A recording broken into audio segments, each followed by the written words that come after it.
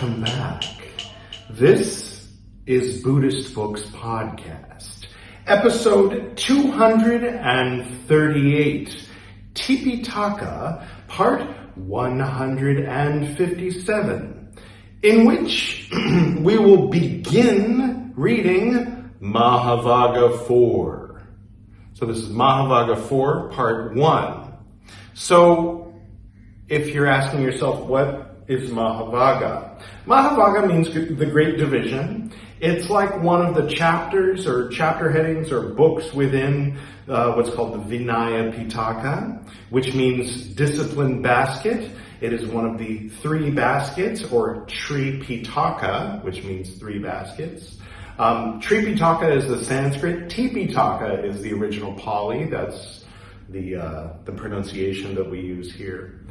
Of pre-sectarian early Buddhism. In other words, before there was even Theravada, there was pre-sectarian early Buddhism, upon which, that was the foundation upon which Mahayana was built, and that was the foundation upon which Vajrayana, whether you mean Tibetan Buddhism in its many forms, or Shingon Buddhism, and also, on the other hand, the foundation of which Zen Buddhism, Chan Buddhism, it was all built on that foundation. So underneath the very bottom layer of the foundation of every form of Buddhism that exists is the Tipiṭaka, which includes the Mahāvagga. So if you've never heard of it, maybe keep watching. It might be a little dry, might be a little boring compared to like the magical poetry that you might be used to. This is just straight up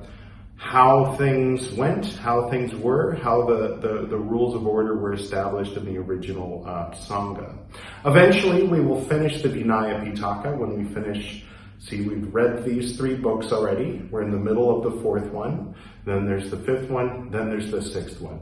Then we'll get to, I believe, the Sutta Vibhanga it's called, which is the teachings. That will be more interesting than the discipline. But, yeah, so this is the part in one thing that every different form of Buddhism probably has in common is you can skip the Vinaya Piṭaka. Just read the highlights. So, they've been saying that, though, for so long that very few people alive today have read this. Would you like to be one of them? I would like you to be one of them. So stick with me just for a little while. Just give it a taste. I try to make it interesting. If, on the other hand, you would like to start at the beginning of the Tipiṭaka, and let me say that the beginning of the Tipiṭaka, it kind of like hooks you in. It's not, I was assuming it was just going to be dry stereo instructions like laws and, procedures from page 1, but it's not. It starts out with a very interesting sort of story element of Lord Buddha at a particular point in his early ministry, post-enlightenment, where a Brahmin comes up to him and starts being mouthy. And by the end of it, well, spoilers. You're going to have to watch it to find out. Is that where it goes? Nope, over here. To start at the beginning of the Tipiṭaka, click there. You can also navigate the whole playlist, and you can start wherever you like, really. So, is that it? Is that everything? The microphone is on hiatus. You might have noticed the audio is a little different in this one because, the microphone had to take a few days off. He'll be back soon. The Great Division, Mahāvagga IV. At one time, the Enlightened One, the Lord, was staying at Savatthi in the Jeta Grove in Anathapindika's monastery. Now at that time, several monks, friends and associates, entered on the reins in a certain residence in the Kosala country. Then it occurred to these monks, quote, "Now, by what means can we all together, on friendly terms and harmonious, spend a comfortable rainy season and not go short of alms food?" End quote. I bet they're going to get up to some mischief. We'll see. Then it occurred to these monks, quote, if we should neither address one another nor converse, but whoever should return first from the village for alms food should make ready a seat, should put out water for parentheses washing and parentheses the feet, a footstool, a footstand, having washed a refuse bowl, should set it out. Yeah, keep that outside, would you? Should set out drinking water and water for washing. Whoever should return last from the village for alms food, if there should be the remains of a meal, and if he should so desire, he may eat them. But if he does not so desire, he may throw them away where there is but little green grass. Or he may drop them into water where there are no living creatures. He should put up the seat. He should put away the water for parentheses washing and parentheses the feet. The footstool, the footstand. He should put away the refuse bowl, having washed it. He should put away the drinking water and water for washing. He should sweep the refectory. I don't know about you, but if I were in this little group of monks with this particular plan, I would do my best to make sure that I was neither the first one back nor the last one back, because then not only would I get to avoid doing all this work, but I wouldn't have to clean the refuse bowl. Okay. Whoever should see a vessel for drinking water, or a vessel for washing water, or a vessel, parentheses, for water, and parentheses, for rinsing after evacuation, void and empty, should set out, parentheses, water, and parentheses. If it is impossible for him, parentheses, to do this, and parentheses, he should set out, parentheses, water, and parentheses, by signaling with his hand, having invited a companion, parentheses, to help him. End parentheses, by a movement of his hand. I don't know. But he should not, for such a reason, break into speech. Thus may we, all together, on friendly terms and harmonious, spend a comfortable rainy season and not go short of alms food. End quote. So if they just don't talk to each other, then they won't argue, I think is the idea. Then these monks neither addressed one another nor conversed. Whoever returned first from the village for alms food made ready a seat, put out water, parentheses, for parentheses, washing, and parentheses the feet, a footstool, a footstand, set out a refuse bowl, having washed it, set out drinking water, and water for washing. Whoever returned last from the village for alms food, if there were the remains of a meal, ate them if he so desired. If he did not so desire, he threw them away where there was but little green grass, or he dropped them into water where there were no living creatures. He put up the seat. He put away the water for parentheses washing and parentheses the feet, the footstool, the footstand. He put away the refuse bowl, having washed it. He put away the drinking water and the water for washing. He swept the refectory. Whoever saw a vessel for drinking water, or a vessel for washing water, or a vessel, parentheses, for water, and parentheses, for rinsing after evacuation, by a movement of his hand, what? No, sorry.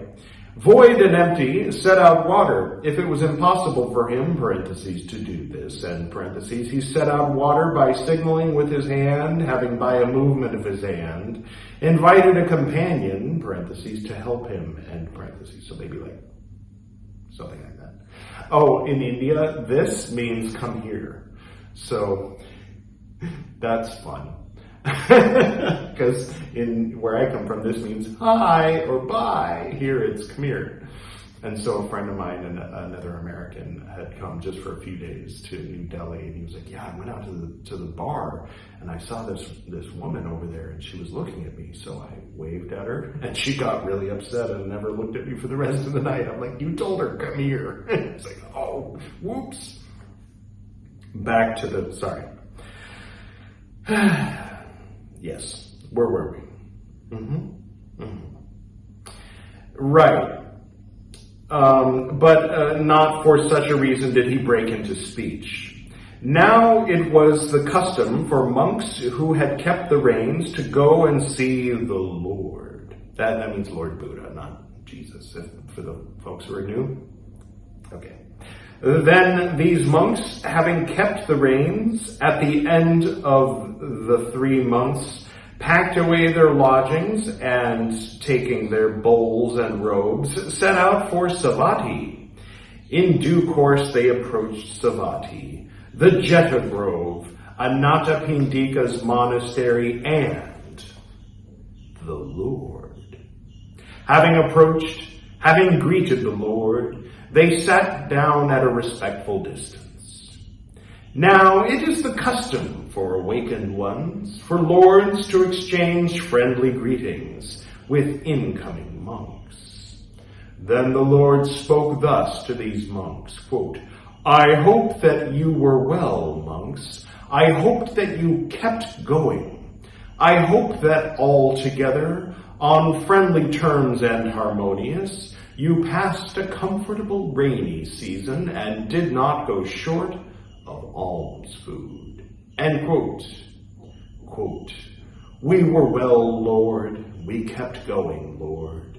And we, Lord, all together on friendly terms and harmonious, passed a comfortable rainy season and did not go short of alms food. End quote. Now, truth finders, parentheses, sometimes, end parentheses, ask knowing. And knowing, parentheses, sometimes, end parentheses, do not ask. They ask knowing the right time, parentheses, to ask, end parentheses. And they do not ask knowing the right time, parentheses, when not to ask, end parentheses. Truth finders ask about what belongs to the goal, not about what does not belong to the goal. There is bridge breaking for truth finders in whatever does not belong to the goal. In 2 ways, the awakened ones, lords, question monks, either, quote, shall we teach Dhamma, end parentheses, or, quote, shall we lay down a rule of training for the disciples, or for disciples, end quote. Then the Lord spoke thus to these monks, quote, but in what way did you, monks, all together on friendly terms and harmonious, spend a comfortable rainy season and not go short of alms food? End quote. Quote, in that connection did we, Lord, several friends and associates, enter on the reins in a certain residence in the Kosala country. Then it occurred to us, Lord, quote within quotes, now by what means can we all together, on friendly terms and harmonious, spend a comfortable rainy season and not go short of alms food, end quote within quotes. Then it occurred to us, Lord, quote within quotes, if we should neither address one another, 3 dots. So that 3 dots means the Pali Text Society has realized that we have heard everything he's about to say at least twice before. So they figure that we can remember from when it happened, when they decided to do it, and then when they did it. It's all that same stuff. Remember? Okay, thank you, Pali Text Society. Thus could we all together on friendly terms and harmonious spend a comfortable rainy season and not go short of alms food, end quote within quotes. So we, Lord, neither addressed one another nor conversed. Whoever returned first from the village for alms food made ready a seat, 3 dots. But not for such reason did he break into speech. Thus did we, Lord, all together, on friendly terms and harmonious, spend a comfortable rainy season, and not go short of alms food. End quote. Real quick, does anybody think this is going to go well? Anybody think Lord Buddha is going to be like, oh, that's clever. Yeah, we should let everybody know about that so that everybody can spend the rains, the 3 months of the rainy season, not speaking to their fellow monks. You think that's what he said? Neither do I. Let's find out what he said. Perhaps you and I are right. Then the Lord addressed the monks, saying, quote, "Indeed, monks, these foolish men, having spent an uncomfortable time, pretend to have spent an equally comfortable time. Indeed, monks, these foolish men, having spent communion like beasts, pretend to have spent an equally comfortable time. Indeed, 3 dots, like sheep, pretend to have spent an equally comfortable time. Indeed, 3 dots, having spent communion in indolence, pretend to have spent an equally comfortable time. How, monks, can these foolish men observe an observance of members of parentheses other and parentheses sects, the practice of silence?" Oh, okay. All right. So they don't do like long periods of silence in the early Sangha. I mean, if they're meditating, right? But like alms food and getting ready for bed and, oh, greetings. Things. Okay. Monks. An observance of members of other sects, the practice of silence should not be observed. Whoever should observe it, there is an offense of wrongdoing. I allow monks who have kept the reins to, quote within quotes, invite, end quote within quotes, in regard to 3 matters: what has been seen or heard or suspected. That will be what is suitable for you in regard to one another, a removal of offenses, and aiming at parentheses grasping, and parentheses the discipline. And thus, monks, should one invite. The order should be informed by an experienced, competent monk, saying, quote in quotes, "Honored sirs, let the order listen to me. Today is an invitation day." Okay. So sometimes things aren't like in order as they come up. So we've heard about the invitation day before, and we've heard monks getting into trouble by misbehaving on an invitation day or not participating or doing it wrongly. So now it's introduced. It's like one of those movies where there's like a flashback halfway through the movie that explains something that the characters were talking about in the beginning of the movie. Never mind. Okay. If it seems right to the order, the senior competent monk in Buddha's instructions is still talking. So this is quote within quotes. If it seems right to the order may invite, end quote within quotes, a monk who is an elder, having arranged his upper robe over one shoulder,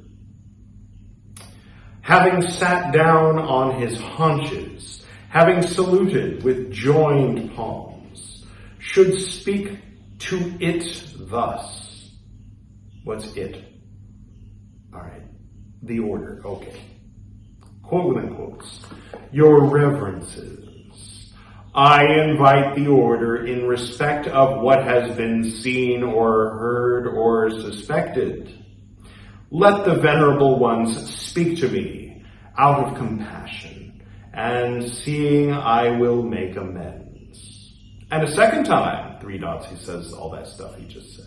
And a third time, your reverences, I invite the order in respect of what has been seen or heard or suspected. So this is where the monks are supposed to say, Joe monk over there, when he thought everybody was asleep, he did a thing that you're not supposed to do. It's not a top tier rule. It would be a top tier rule if there was another person involved, but since he was by himself, it's a second tier rule. Formal meeting and probation, and possibly he has to go back to the beginning. For example, I'm telling you just to avoid saying that he caught him masturbating. Oh, now I've said it. Well, anyway, this is where that would come up, when the monks are like, Larry was being inappropriate. All right, yes, a third time. Let the venerable ones speak to me out of compassion, and seeing I will make amends. A newly ordained monk, having arranged his upper robe over one shoulder, 3 dots, having saluted with joined palms, should speak to it, the order, thus, quote unquote, honored sirs, I invite the order in respect of what has been seen, 3 dots, and a second time 3 dots, and a third time 3 dots, and seeing I will make amends. End quote. Now at that time, the group of 6 monks remained on seats while monks who were elders sitting down on their haunches were themselves inviting. Those who were modest monks, 3 dots, spread it about, saying, quote, how can this group of 6 monks remain on seats while monks who are elders sitting down on their haunches are themselves inviting? Then these, end quote, then these monks told this matter to the Lord. He said, quote, is it true, as is said, monks, that the group of 6 monks remained on seats, 3 dots, were themselves inviting? End quote. Quote, it is true, Lord, end quote. The awakened one, the Lord, rebuked them, saying, quote, how, monks, can these foolish men remain on seats, 3 dots, are themselves inviting? It is not, monks, for pleasing those who are not, parentheses, yet, end parentheses, pleased, 3 dots, end quote. And having rebuked them, having given reason to talk, he addressed the monks, saying, quote, monks, you should not remain on seats, while monks who are elders, sitting down on their haunches, are themselves inviting.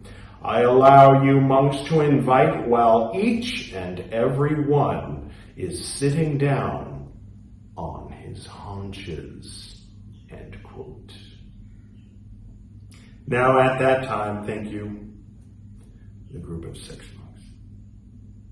They've given us so much through their misbehavior.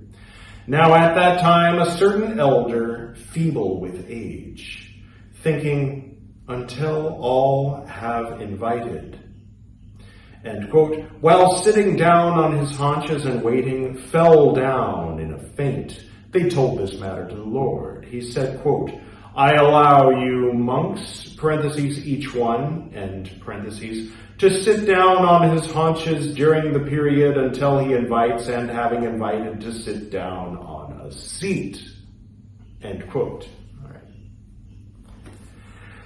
Then it occurred to monks, quote, now how many invitation, parentheses, days, end parentheses, are there, end parentheses. So some of the monks, depending on the size of the group, you might need more than 1 day to go through all of the monks' stories about what they caught the other monk doing in the middle of the night that was inappropriate. Hundreds and hundreds of tattletalings. Might take more than 1 day, especially if they don't spend the whole day doing it. Maybe they only spend like an hour, All right.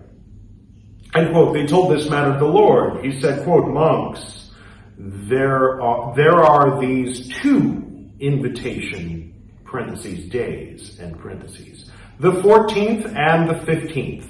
These, monks, are the 2 invitation, parentheses, days, end parentheses, end quote. Then it occurred to monks, quote, now how many, parentheses, formal, end parentheses, acts for the invitation are there, end quote. Okay, so the invitation day includes not only the tattlings, but the formal acts and meetings and the trials of the various monks or nuns, presumably, if this is going on with a group of nuns. But I think it's monks who are staying in a residence for the rains. I don't think nuns stay in residences for the rains. I think they stay in their... Well, anyway, we'll get to that if they decide to tell us. What was I saying? I don't know. I'll just keep reading. So you do the formal acts too on the invitation days. So that takes time. If you've ever been to court, then you know it takes time to run through, 50 cases. All right. He said, quote, monks, there are these 4 parentheses formal and parentheses acts for the invitation. A parentheses formal and parentheses act for the invitation carried out and parentheses not by rule, and when an assembly is incomplete. 3 dots, parentheses. So this is all the same as in like Mahāvagga II, 14, 2 and 3, but read act for the invitation instead of act for observance and parentheses. Thank you, Polytech Society. Polytech Society didn't want us to waste any time rereading something that's basically the same as something we read in Mahāvagga Part 2 at some point. So like this is Tipiṭaka Part 157.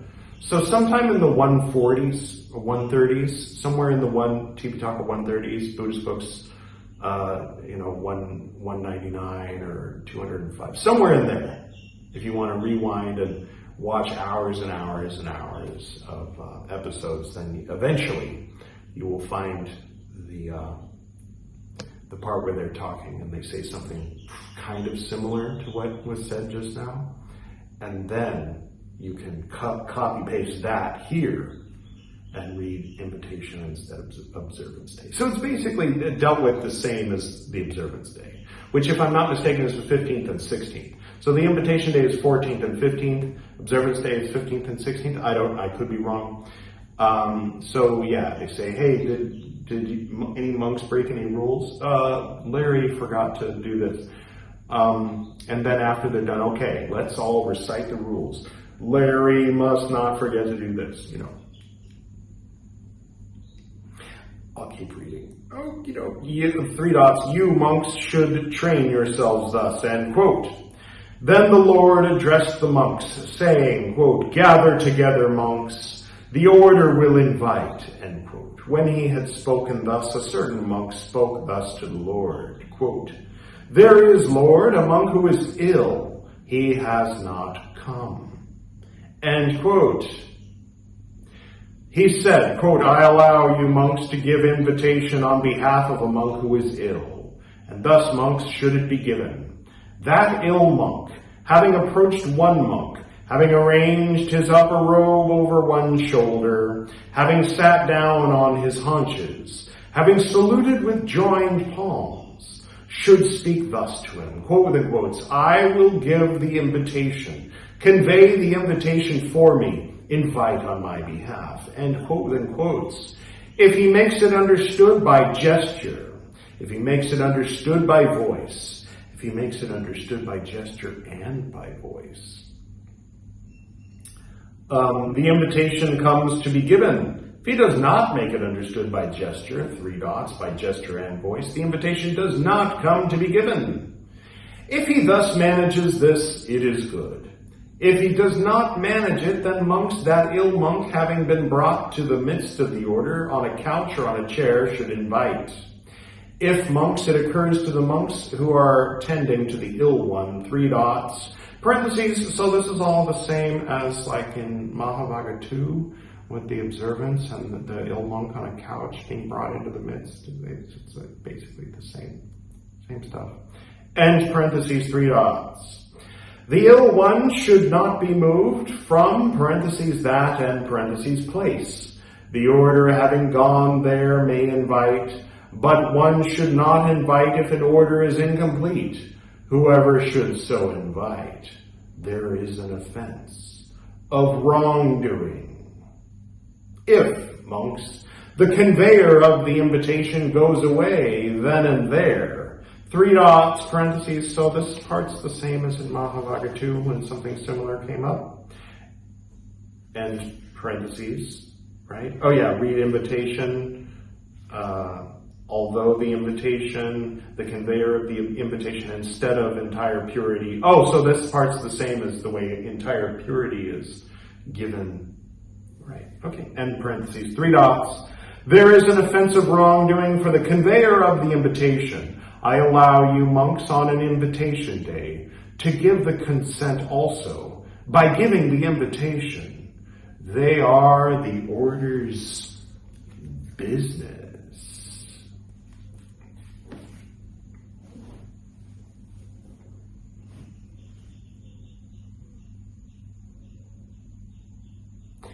Thank you, Flight of the Conchords.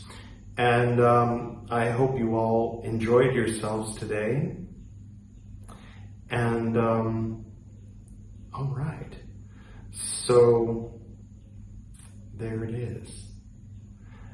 And we'll pick up where we left off next time and learn more about the invitation day and the how that all works. Because it's interesting if you're nerdy enough. Are you nerdy enough? Okay, I'm going to go ahead and do the closing now, and I hope everybody has a wonderful day. Okay.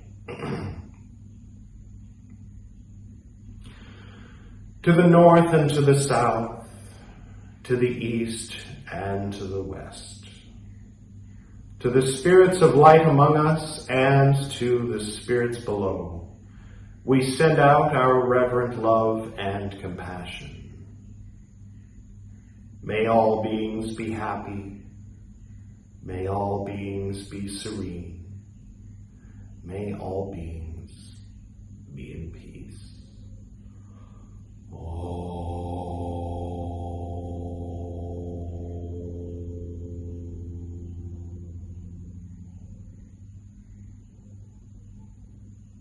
Until next time.